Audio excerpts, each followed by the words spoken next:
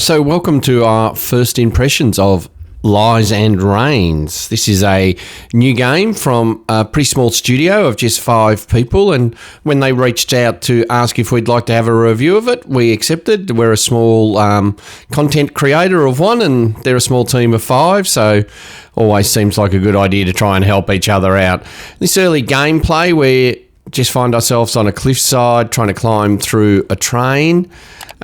I would probably say that with the early gameplay, we're clearly set in a futuristic world, but we don't really get a lot of information. And then we see these things flying through the airs. We do have somebody talking to us over a radio intermittently, although we're not really getting a whole lot of information about where we are or what is really going on. But good atmospherics, good graphics at this stage. We just don't really know what those things that we're looking at are. But we obviously get the impression this involves some sort of machines. We find out that we can interact with objects in our world. So to get through there, we can throw things out of the way. We can remove wood from boarded rooms. And, of course, we can open doors, although that door was blocked by the wood, so we just had to move that. But, yeah, that early gameplay is probably more mechanical. We don't have any interactions with any enemies at this stage. We haven't used any weapons. We end up on another train. We can see there's been some sort of massacre. There's lots of signs of bloods and various bodies that we've gone past. But the game starts to probably develop from here when we start finding these memories. So when we pick those up, we get shown a story and we get to read that. And as we progress through the game, we pick up more of these memories and more of the story of what's going on. But this logic just tells us here that we probably don't want to be seen by that eye. And he releases some drone things around there, but we just sit here in the meantime, wait for those to fly past, as we can see there, and wait for him to clear off. So I do feel that early on here we could have done with a little bit more information about what we were actually facing and what we were trying to achieve, but really at this stage we're just moving along trying to figure it out as we go along.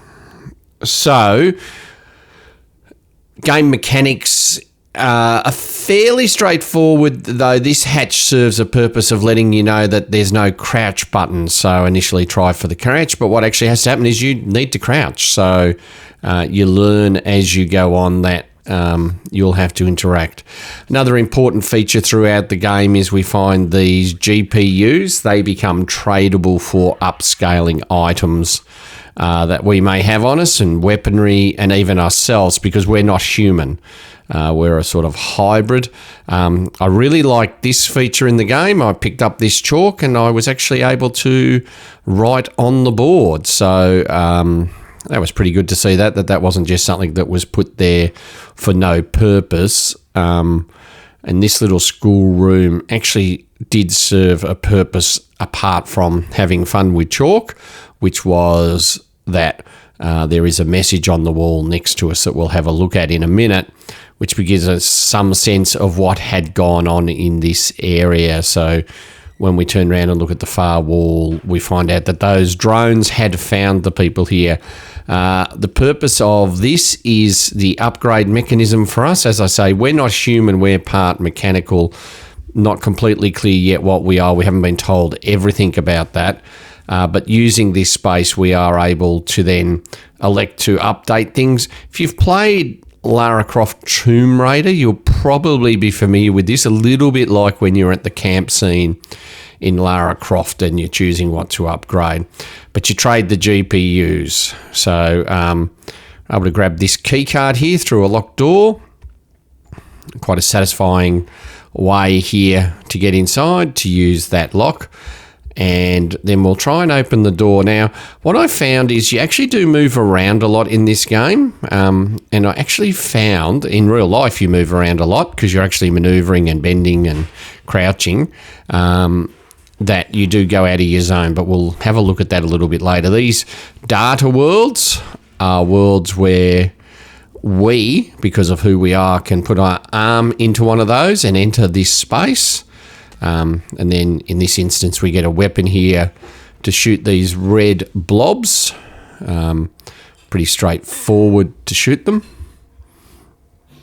And we also then have this gravity jump gun that we use on our left hand. So we get some pretty clear instructions there around what we can and can't do. So as we get through that area, we had a space here where we had to jump over. So we're able to go up to the end and use our gravity gun to jump over. So gameplay is quite interesting, and it's really different in different parts of the game. So sort of keeps you quite interested as you're going. And once we'd cleaned that area out, we were then able to do this leap. We were able to point at a specific object and more or less teleport over to that object. So another way that we could jump over extremely large spaces and take care of these things. A little bit Tron-like in ways as well would be the other thing that has come to my mind. But at this stage, we actually haven't come across a weapon in the physical game.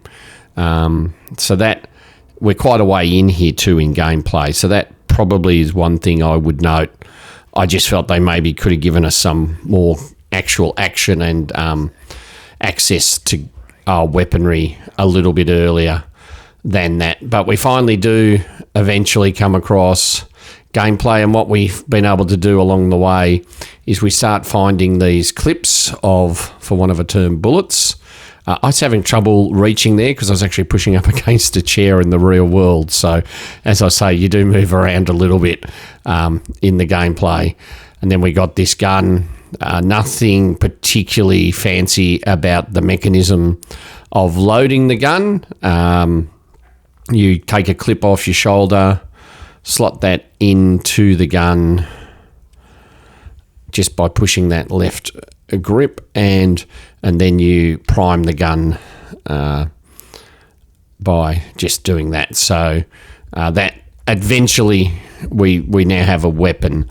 And once we start getting past here, we start encountering some things. But you do get obstacles in the way, and you've got to look at some things in the area that you might be able to use. So there we're able to blow up that little hydrant, which served a good purpose for us.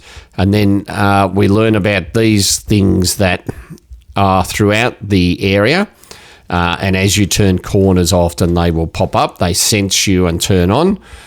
Couldn't shoot them out or knock them out. So the way to do it is crouch and go underneath. So, and you're beginning to learn by now, you need to make sure you are checking the area. That little light is our first encounter with one of these electric spiders, for want of a better term. First kill was pretty easy, but had a bit more trouble with this fella. And that jump was interesting, so I had to reload here, and I didn't get my reload done in time. And you can see I stepped back to step out of the way, and I stepped out of my safety zone on my Quest 3. So maybe needed to have set a better safety zone.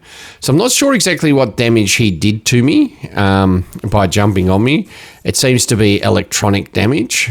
It doesn't bite or sting you, but I assume because I'm not fully human that he can cause me some damage. Now, I would say that coming up just before that, there were some pretty heavy parts in the gameplay as part of the storyline. I can understand why they existed, but they were pretty heavy going. They certainly make it maybe not suitable for children just with that. Some featuring of a reference to cannibalism as people are desperate for food and are struggling to survive, which, as I say, makes sense in the type of world that it's in. But it was pretty confronting, and again, without context, just sort of thrown at us. So I felt that could have been handled a little bit differently, potentially. But my overall, a really interesting game that's got me in. I'm actually probably a couple of hours into gameplay, actually. So I do find it quite a good game, and I would recommend it for people to play. And whilst the studio did provide us access to a code to review it, they haven't got to see this or in any way vet what I say, but I'll certainly be coming back. And in fact, I like it so much, I think I'll be making it one of the playthrough series for Oz VR Pulse. But that's this week's edition of Oz VR Pulse. Hope you've enjoyed that review and first impressions of Lies and Rain. And as usual, if you like our content, don't forget to like, comment and subscribe, and we'll see you on the next edition of Oz VR Pulse.